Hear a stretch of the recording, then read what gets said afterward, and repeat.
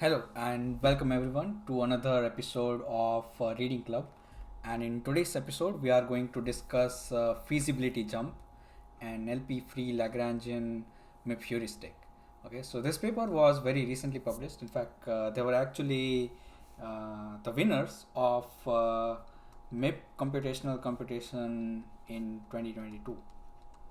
Right, so it's this competition was about finding new heuristics, right? So this is what they have done for general mixed integer programming, right? And they were basically encouraged to find LP free heuristics, right? So that the heuristics that do not really need to solve a linear program in it, or they don't really need an LP solution to work with, right? So let's see what exactly these people did. Okay, so we are going to work with regular mixed integer program, right? So which is minimize Cx subject to Ax less than equal to B, and our X is between some bounds, right? Which is L and U. Okay, and what we want to do is we want to find feasible solutions of this, right? So some X are also integers. I'm not going to write that. Okay, and we do not want to solve a linear program for this. Okay, so one of the ways is basically like we can actually start with some feasible assignment, or some assignment which may not be even feasible, right? So we have some X bar, let's say, and this X bar may violate some of these constraints or some of these bounds. Let's actually assume that it is satisfying these bounds, but it is violating some of these constraints. Okay, so and the idea now is that we want to reach to a feasible assignment from this, right? So let's say x tilde or something, which is kind of satisfying all of these inequalities. Okay, so this is what we want to do. So how do we go about this? Okay, so what they did was they basically introduced first of all a penalty function. Okay, so what they did was like they basically said that we are going to solve we are going to keep the bounds and throw away these constraints and these constraints, and minimize the penalties, right? So if every time our solution violates one of these constraints, we will add a penalty for that, and we will try to minimize that penalty, right? So it basically looks something like this. We are minimizing some penalty function, right? And we have our bounds, right? So we will always assume that our assignments, right? So Lx is less than equal to U, right? So these are our bounds. They are, let's say, satisfied. Within these bounds, we want to find values which may violate these functions, these inequalities, but we are trying to minimize those violations, right? So let's actually see even what these are, right? So let's even actually assign some weights actually for these constraints, right? So let's say this constraint is a1x less than equal to b1, a2x less than equal to b2, and so on, right? So there are many constraints, and we will also assign some weights to them, right? So this is weight 1, weight 2, and so on and so forth. This is what we are going to do, right? So this is minimizing this violations with respect to x, and for this weights w.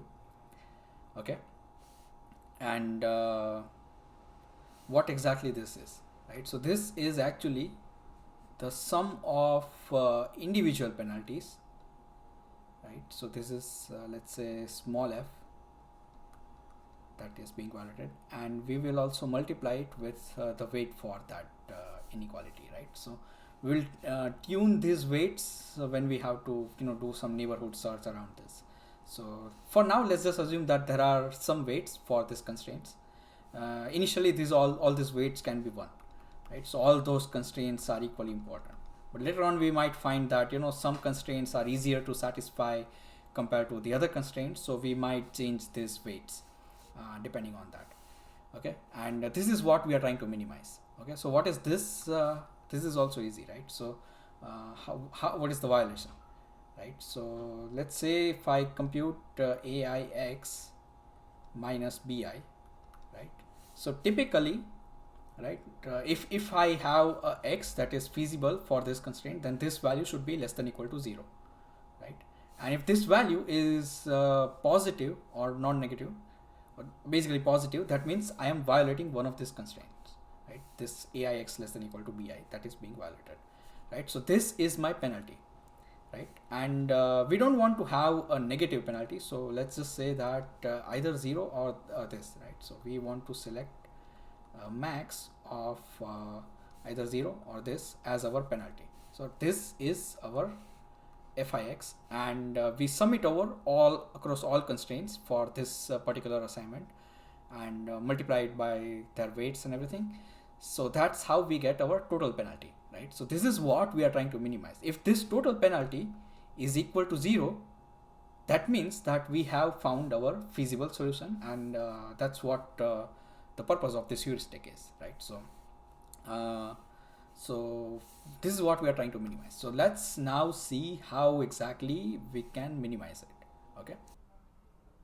Okay, so let's start with one constraint. Let's say this, we have this AIX is less than equal to BI.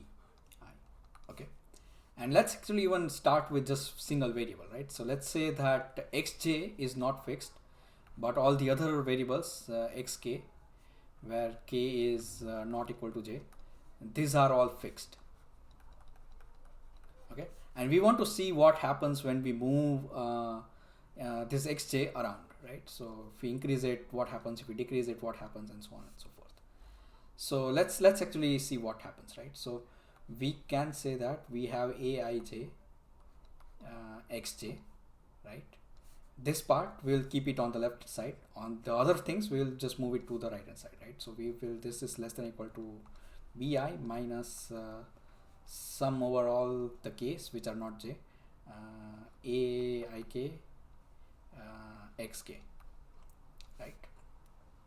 So let's assume that this is fixed, right? So let's just call this di, right? And so now if aij is greater than 0, then we have a bound requirement on x, right? So if x can basically start with a lower bound and just keep increasing, and at some, like, the penalties for that will be, let's say, 0, and at some point of time over here, let's say it will violate this constraint, right? So after that the penalty will increase like this, right? So this is what we are interested in, right? This is how it will look. So if aij is less than 0, then it will look something the other way around, right? It will look something like this, right? Either way, it's kind of some sort of a convex graph. Okay, so we in this case we are interested in finding this, otherwise this, right? So this value, let's just call it a threshold value, right? So tij, right? So this is equal to basically this amount, right? So bi minus sigma a ik x k divided by aij, right? So this threshold value is how much it can increase before it violates it, right? Or on the other side, if aij is less than 0, then how much it can decrease before it starts violating this constraint. Okay, so this is the key value that we wanted to find. Okay, now of course, like if the variable right itself is an integer variable, then we can also like put a seal or a floor around it, right? So depending on what is the sign of aij, it can be either seal of this value or floor of this value. It's kind of not that important, but that's this is the key value that we want to find. Okay, and now let's see, like, this value is for one constraint. So we are our variable that we are observing right now is xj, and we have one threshold value for constraint number I. Okay, so we have a lot of constraints. We have a1x less than equal to b1 and so on and so forth, right? a2x less than equal to b2 and a lot of this, right? So for all of them, we have basically some threshold value, right? So for this one we have t1j, for this one we have t2j and so on.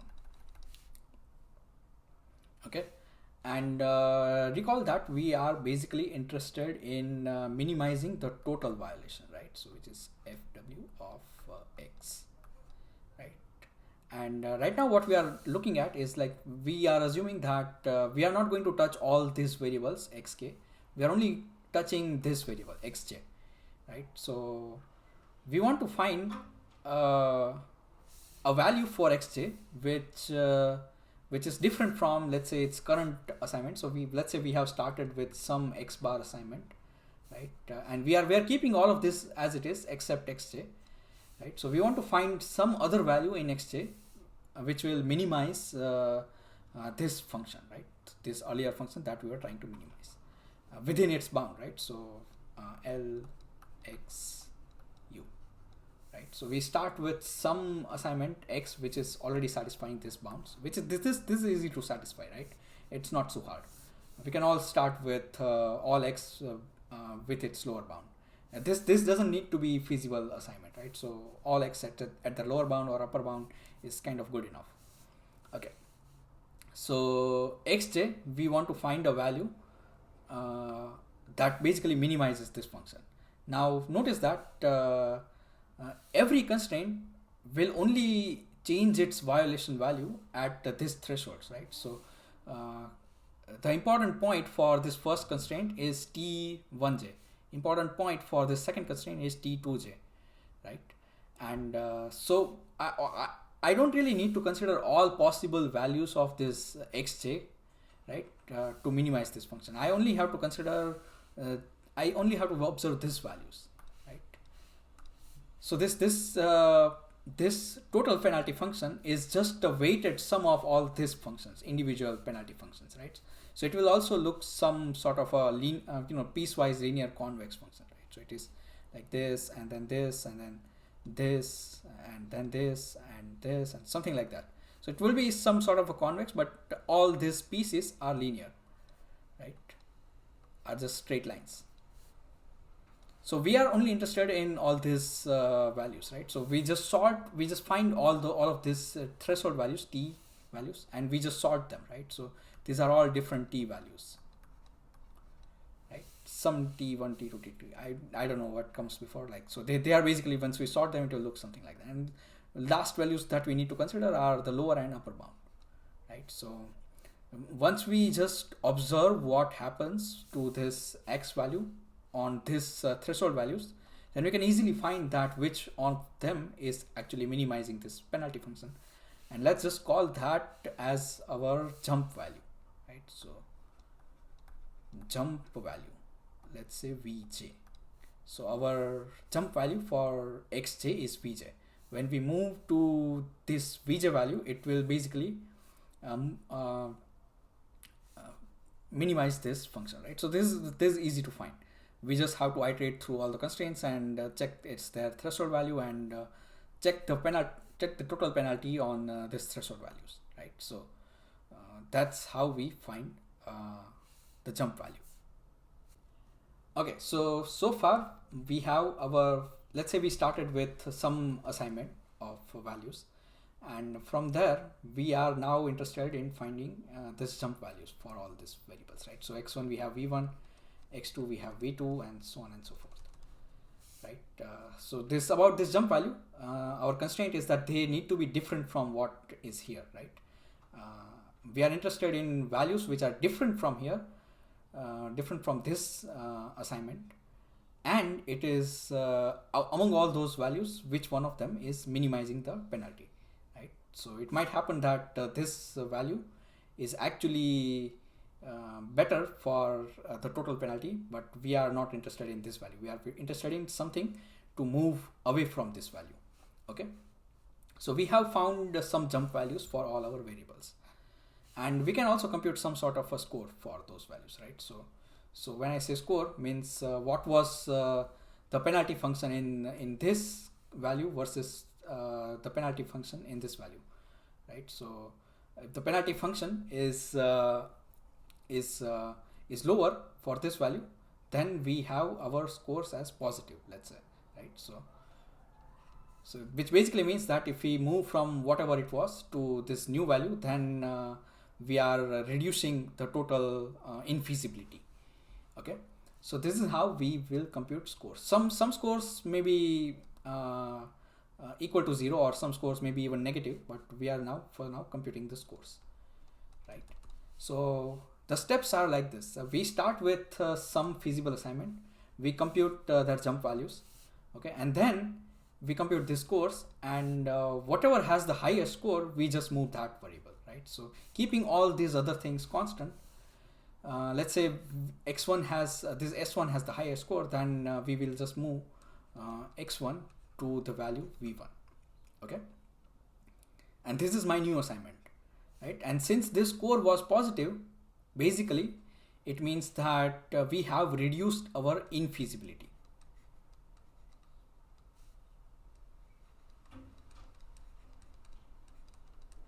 Infeasibility is reduced, right? And that's the goal, right? So once we, from one assignment, we found a way to move in such a way that infeasibility is reduced. So we just have to keep repeating this, right? So once we moved one variable, then we can say that now this is my current assignment, and we keep doing that, right? So we can compute again like all the jump values, their scores, pick the one that has the highest score, and move some variable to that other score, to that other jump value, and so on and so forth, right? So every step we are basically reducing our infeasibility, and we hope that eventually this infeasibility will go all the way to 0, which basically means that we have found our feasible solution, right? And sometimes that might not happen, right? So sometimes what happens is that we are basically stuck in a local minima, right? So none of these scores are positive, let's say, in some scenario, right? So all of these scores are either 0 or less than 0, right? So in that case, what does that mean? That means that some constraints, so the infeasibility is not gone to 0, which basically means that some constraints are violated, right? So what do we do about those constraints? So that's why we had weights for those constraints, right? So we had a1x less than equal to b1, and for that we had this weight 1, for second constraints weight 2, and so on and so forth. So let's say like these 3 constraints are violated. So what we do is that we can just simply increase their weights. So this will become its current weight plus 1, its current weight plus 1, and so on and so forth. Only the constraints that are violated, right? So, and this is like one way of updating weights. We can also try lambda times w2, where lambda is some fixed constant. Yes, they said that they tried with this formula also, but they found that this is simpler and kind of, this is not really giving any extra advantages. So they stuck with this incrementing weights by 1. It's kind of a open research area. You can basically experiment with different ways of incrementing weight functions. Okay, so once we have increased the weight, that means that their importance in this total infeasibility penalty function, basically, right, is increased, and so we will not stay stuck in the same same local minima, right? So we'll probably either get stuck in some different local minima, or we will reach 0 infeasibility, which is feasibility, right? So that's the entire approach, right? And they did some computational tricks to speed up all these things, right? So what was so first thing is that computing this jump values, right? So this part is expensive. This core computation is easy, right? So once you have computed this jump value, it is easy to calculate this scores, but computing this jump values is kind of slightly expensive operation. So what they did was, for the first time, they will compute all this jump value and move this let's say first variable to this new jump value, and they will not compute all these other jump values again. right? So they will keep all these jump values as it is. They will just recompute their scores, right? So these are no longer the best jump values, but they are like reasonably good enough, let's say, and they just compute the scores of all these other variables. For x1 they will compute a new jump value, right? So from it now jumped to v1, so now they will compute the new jump value to v1 prime, let's say. But for the other variables they will keep the same jump value and just update the scores, okay? And they will also like basically maintain some ranking of these variables for scores, right? So they don't have to always like find out which one has the highest score. They just maintain ranking of, let's say, top 25 variables, right? And that's what they said. They don't want to keep the ranking of all variables. They want to just keep the top 25 because that is kind of faster. The other way it's kind of slightly slower, right? So that's pretty much the approach with some computational tricks and everything. What exactly more they can do? They basically mentioned some things about so this actually finds feasible solution, but it completely disregards the objective function, right? So one of their idea was that they can also try considering the original objective, right? So original objective is this one, which was something that we are minimizing, plus this penalty, right? So fw of x, and this is what they want to minimize, right? And they might have some weight factor for this, right? So this now if they do that, then they also have to tune for this q factor and along with this w, so it's kind of, it becomes messier. So the other thing that they suggested was you can do something like this, that add this constraint, cx is less than equal to cx bar minus theta. So cx bar is the current objective value for this assignment, right? And you say that the objective should at least improve by the value theta, and this is like your new constraint. You just add this as your constraint in your problem, and once this is a constraint, you can just add its corresponding penalty to this f, capital F, right? So this is like the overall approach, and they tested it on MIP 2017. This is the latest benchmark set, right? So it kind of did pretty well. They tested it on this Express solver. Now notice that this is one of the commercial solver, so it's kind of already, it has a lot of tricks and everything, and improving on this is already super hard. But this heuristic, it's kind of already very fast. So this heuristic doesn't really need to solve an LP, right? So the average running time for this heuristic is less than 1 second on this benchmark, right? So this is super fast, right? So there is no particular stopping criteria for this heuristic. You can stop whenever you want, but they basically say that we will track the effort that has been done, right? So how many times this bounds have changed and all those things, they will basically keep track of this, and once they reach certain threshold, they basically stop running these heuristics, and typically they would stop with in less than 1 second. Either you find a feasible solution in that, or it's unlikely that you will find any feasible solution, right? So this super fast heuristic, right? And it actually improves on this commercial solver, so it's a very good thing. So in terms of finding feasible solutions already, so they didn't do all of this objective tricks, but the typical version only with minimizing this function is already good enough. So that already helps Express find more feasible solutions at the beginning, and that also kind of lowers the overall time to prove optimality, right? So there are other stats about it, so they published in the paper. So it's all of those things basically suggest that this is a very good heuristic, and it kind of looks very simple, right? So that's that's why I think they won this competition, because like it's a very simple heuristic, very easy, very nice simple design, and yet very effective, right? And it doesn't really need to solve a linear program in that, right? So it's a great heuristic.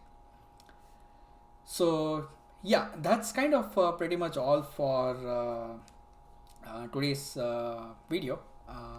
So if you like this, hit the like button and subscribe, and let me know if you want me to cover some other heuristics, or if you want me to cover some specific parts of the MIP solver, right, in the comments. Till then, let's see each other in the next episode.